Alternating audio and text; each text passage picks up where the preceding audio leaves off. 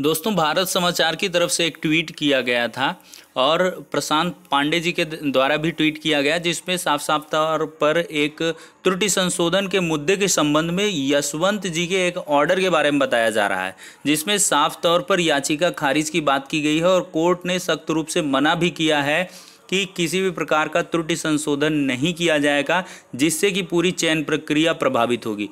तो ऐसे में हमारे चैनल के सब्सक्राइबर हैं अरविंद यादव जी, उनके द्वारा कमेंट किया गया, उनकी भी पिटीशन थी और उसमें कुछ जो है चीज़ें ऐसी थी जो क्लैरिफाइड नहीं हो पाई थी।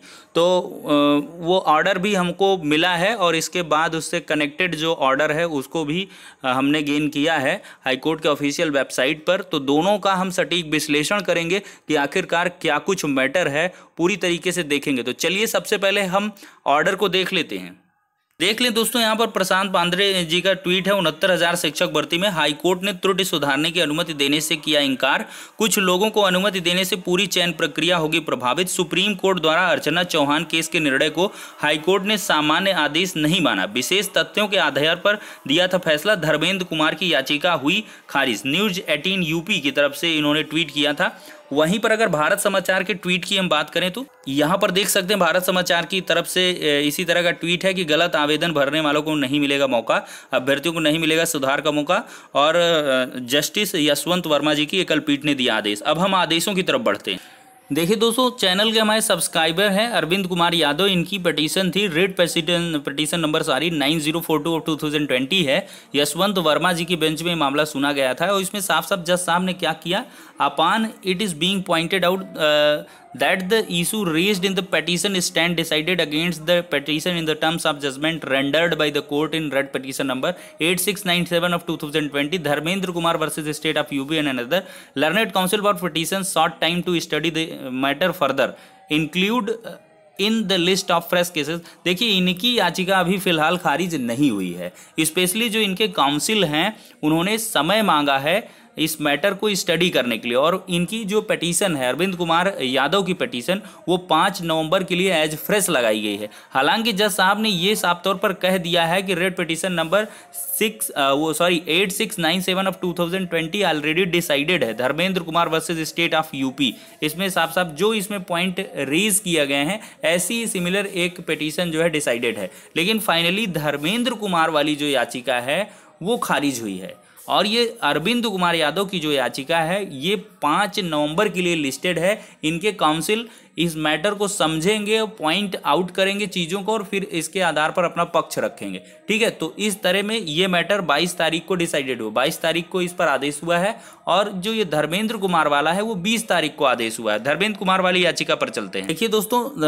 टेलीग्राम चैनल पर हमने इसका जो है ऑर्डर डाल दिया है। रेड पिटीशन नंबर 8697 ऑफ 2020 है धर्मेंद्र कुमार की।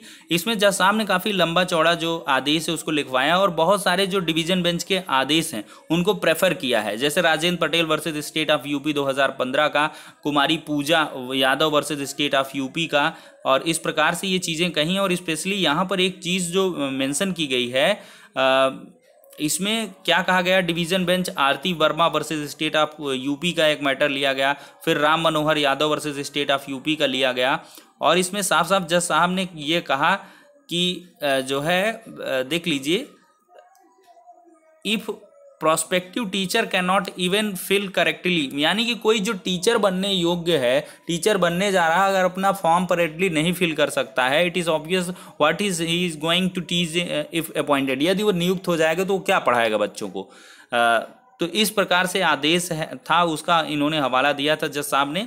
और इसके बाद the appeal is there for dismiss किया था अपील को, तो उसी का संज्ञान लेते हुए और यहाँ पर अर्चना जो चौहान का केस है उसको भी डिस्क्राइब किया गया है। लर्नेड काउंसिल ने बताया था इनके अर्चना Chauhan versus state of Uttar Pradesh को, और इन्होंने स्पेशल केस उसको माना था। देख लीजिए, evident from the extract part of the decision that the Supreme Court in the peculiar fact of that case had permitted the appellant to rectify the mistake। बहुत ही special condition थी, peculiar facts थे, इस वजह से याचिकाकर्ता अर्चना चौहान को rectify करने के लिए, अपनी मिस्टेक को रेक्टिफाई करने, सुधारने का मौका दिया था।